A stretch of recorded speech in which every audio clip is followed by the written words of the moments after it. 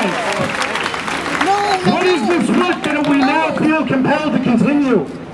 It is a work that begins in the hearts and actions of all oppressed peoples who have organized themselves to fight oppression in all its systemic forms.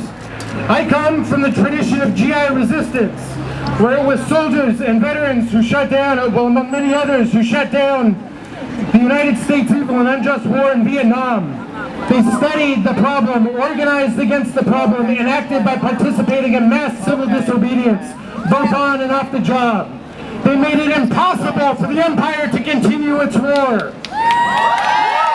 That is my tradition. But there are many, many more.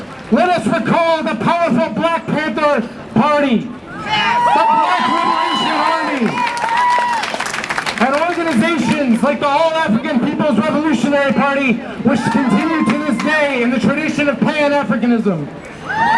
We are not starting from scratch. There are many, many organizations over the last few hundred years of occupation who have educated themselves, activated themselves, and fought to change their condition. This work is more than just building community. It is more than just feeding and clothing the millions neglected by this evil empire.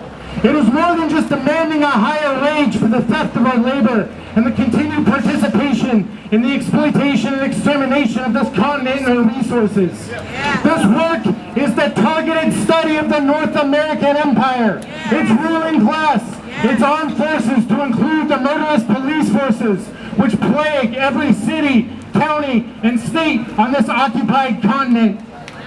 We must struggle to learn all we can about the axis of evil, the three pillars of the United States empire: white supremacy, patriarchy, and capitalism.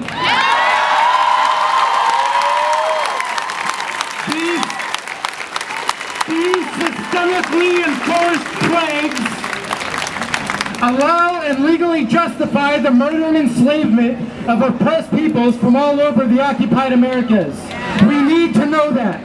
It is the police officer who continues in the tradition of the slave patrol overseer and the white supremacist militia, who is a threat to the lives of every black male and everybody else in this damn society. And it is the U.S. government regime, Democrat and Republican, backed by soldiers, is the U.S. regime backed soldiers by both the National Guard and federal, who will step in when the police find themselves overwhelmed by our commitment, organization, and agitation. These forces are established to keep us under control by any means necessary, and we need to understand this. I say all this to say that if you feel the righteous anger and you want to respond to this evil assault on the African community, do not go home and let this anger fester. You cannot fight an unjust, evil empire by yourself. You cannot combat 500 years of occupation with your thoughts and realizations alone. The empire will not crumble because we finally come to understand just how evil it is. It will crumble because we organize. It will fall because we have gathered and demanded a new way of life. It will finally be held accountable when we come together and organize with the purpose we hold it to account. So get educated, get organized, and agitate for a new world.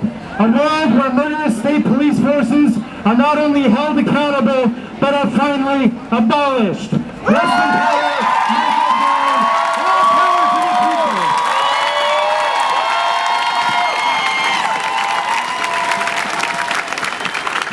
If there are representatives here from CAUSA, the Oregon Immigrant